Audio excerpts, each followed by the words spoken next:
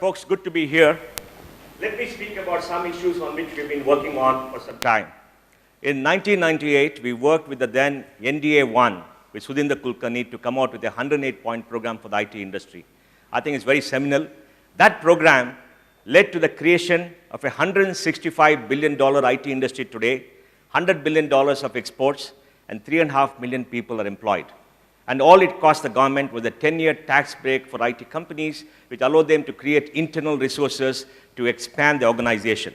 The most successful program of any government on this planet any time ever, because it cost very little. The government, when they did it, probably didn't understand. Sudhindra was a very smart guy, IIT, they're all smart guys come from there, sadly from Mumbai, like Nandan's classmate.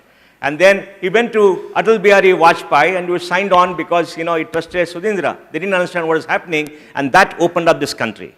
Now, if you come back here, we need a new policy for startups, and I want to tell you what we have done in the last 6 months. Sharad and Naganand, many of us have worked on this. First, we went to UK Sinha chairman SEBI and told him, look, there's a disruption happening in the marketplace. We got more money coming into investments in startups than in the IPO market. And you've got to look at this. He came to Bangalore, spent 5 hours with us, and we showcased 10 companies. And those 10 companies had a market value of $20–25 billion. And told him these things are happening. He went back, he set up a committee. I was the chair of the committee. And we came out with a program for listing in India. And that List in India program gives you facilities better than NASDAQ. Now, and it's a very easy mechanism to list with less disclosure, less, let's say, lock-in for so-called promoters, and much more liquidity. And then, why should people list in India? I know bankers and investors ask you to go to Singapore, go to New York to list. Please understand, unlike 1998 when the IT industry solved the world's problem, because we all solved JP Morgan's problem, Bank of America, GE's problem, we didn't solve India's problem. Startups are solving India's problems. So we are seeing business here getting disrupted by startups. And then when you solve India's problem, you need to build your brand. And if listed in India, every day you are in the newspapers. You are on CNBC with Lata Venkatesh or somebody else, Sonia, and they talk to you and you give interviews and everything that you do comes in the newspapers and your brand gets built, just like Infi did. Build a fantastic brand without spending money. Now if you go list in New York, nobody is going to talk about you here, like some of these companies are done. And here you get a PE of 25, 30, 35 because it's a growth market. Look at all these FMCG companies. They got P's of 35, absurd P's, absurd I would say. But the P's are very high, the marketing engine is done and you get brand here. So the listing is something that's come and an alternative platform. Because Sinha said, look, I can't change India. There are too many people in this country doing too many things, but I can do something for you. So the carve out, and I would urge all of you to look at that. And I think that's fantastic for you to get liquidity because you want growth capital, you want liquidity, you want market valuation, you want exit for investors. The second thing we did was to go to Governor Rajan. We met him and told him, come to Bangalore. He said, why Bangalore? He said, Bangalore where the future is. You're sitting in a place where the past, solving the past problems about NPS. Come to Bangalore and do something for the future. So he came here. I said, I'll give you 1 hour. We said, we want 2 hours. He came here. Sharad again put a fantastic show with him. And he said, I'm going to change the foreign exchange regulations, rewrite FEMA for you. So it's still work in progress. RBI is a little bit slow. In the next 2–3 months, we should get things done because when you start companies, you get money from outside, you go to file those silly forms, do all kind of things, it's a nightmare, and you don't do it, then there's a penalty, compliance, all that nice things. So we did the foreign exchange area. And third thing we said was, we went to government and told them, look, we want a new policy for startups. Our ambition is, we want 100,000 startups in the next 10 years. We want $500 billion of value to be created. And there are 3 million people going to be employed. And we sent it to the Prime Minister and told him, this is going to be the biggest program in India because none of what you do is ever going to create jobs for young people. And this is the only thing that will create jobs. And we told the government, 85% of this is going to happen irrespective of what you do. You just come along, go for the free ride and take credit for whatever you do because it's going to happen anyway. And there were 9 points, 108 is 9, 108 was those days, so we made it 9, and 9 points, and we gave them 9 points, and I'm happy to tell you some of them are in work in progress.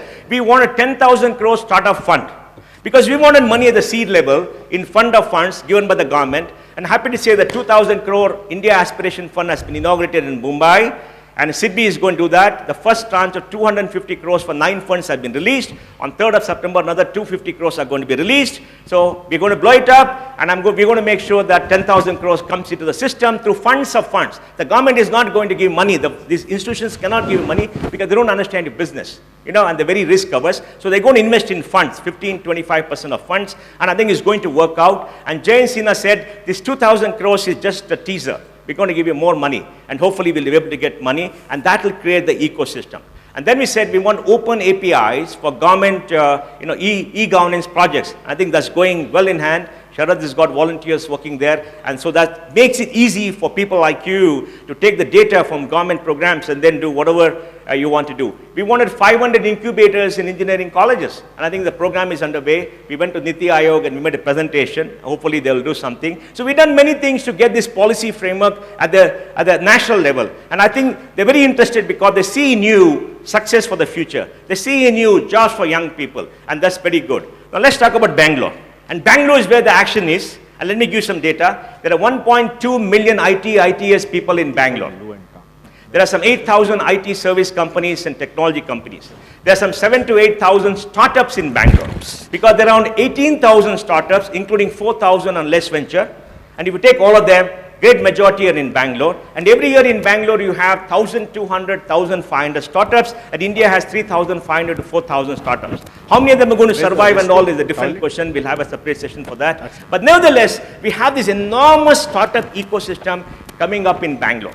All right? And now venture capitalists are in Bangalore, seed capital is in Bangalore, there are angels in Bangalore, and there is money coming in. It's a little bit difficult. Money is not being thrown around like the United States, but hopefully it'll happen sometime. We'll get foreign money for that purpose. But whatever it is, we created this ecosystem. Now, what is the big challenge about Bangalore on the policy level? First, we got to make Bangalore livable.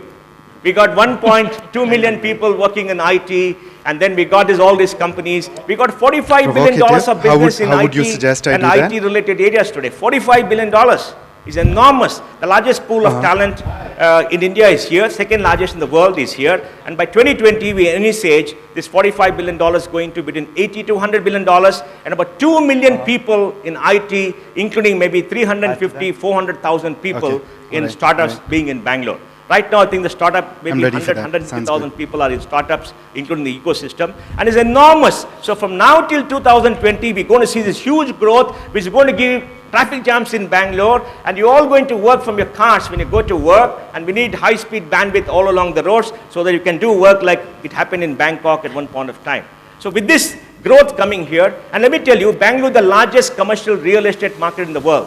Maybe 11 to 12 million square feet of grade A office space is being absorbed in Bangalore every year. Bangalore has the 3rd highest quantum of bank deposits in India, 4th highest quantum of bank lending in India, and many things else, which we'll talk about some other time. So what are we doing in Bangalore? First, we're trying to solve the traffic problem.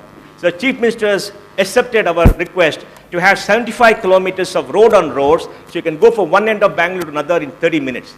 Hopefully it'll happen in 4 to 5 years' time. Studies are happening, and that's a good thing. We want the metro to go to 250 kilometers. 42 kilometers is delayed by 2 years. 75 kilometers has been announced, and that is going to come by maybe in the next maybe 2 or 3 years, maybe 4 years. And we want the third phase to come, 250 kilometers of concentric circles around Bangalore, so you can use the tube. And once you have the tube and the metro, you're going to find commuting in Bangalore becoming very easy. So we're going to solve this problem. Then many people worked on tender shoot to get good quality of roads. You've seen the roads in St. Mark's Road. So that is getting expanded by the Chief Minister. I think he's very eager to work on that, and we have told him what has to be done. And then we have given a startup policy to the government just about a week ago. In the startup policy, we said we want a seed fund, the Karnataka Aspiration Fund, to be done here. A fund of funds done by the state government so that the Finance Secretary is here. I'm requesting him. I'm sure he'll agree to that. For the next 5 years, it's just 100 crores, 200 crores a year. His budget is about 1,50,000 crores. This is loose change for him. Hopefully he will do it. He's a very good person. So we're going to have this fund. We asked them for this fund so that they will invest in other funds to create the ecosystem. Government should be a facilitator and let others do it to understand risk and co-invest in them, and that we're doing. Taking care of roads, taking care of metro, and taking care of the fund of funds. And then we're telling the government to open up e-governance to all of you, and I'm sure the government will do that because we want APIs to be returned. And for e-commerce companies on taxation, the Finance Secretary just told me he's He's been working on it for the last 6 months. And let me tell you, Amazon is not an easy company to deal with. I'm so sad to say that they're pointing a gun at the government. That's not the way to work with sovereign governments. Please, you should not be arrogant. You should work with the law of the land and follow the law of the land. And if people think they can break the law and go away, please go away. Don't come here. Please. Let me make it clear. Don't blackmail our governments. Don't blackmail the people of this country. Please be very clear. You've got to work with the law of the land. They have concerns. Address their concerns. They're coming halfway, and please address the concern. It's important for all of us to have a framework. We can't be a cowboy country. We can't be a cowboy city. So he's working on that to make it happen. And lastly, the Chief Minister has been open to look at governance for Bangalore. They want to split up Bangalore, improve governance, because Bangalore's challenge is governance. We have 6.4 million vehicles for 10 million people. Bangalore, the richest city in India, $7,500 per capita income. Is enormous. Being the richest city in India, everybody wants a car, everybody wants a vehicle, everybody wants a great apartment, there's money flowing in, there's enormous activity, and people want to move all the time. Something has got to break. And we are 15 years behind in infrastructure. So working on all this, so I would suggest some of you who are leaders in this community, come work with us, spend 10-15% of your time. In the recent election, a civic organization called BPAC has endorsed candidates. The elections are maybe 22nd.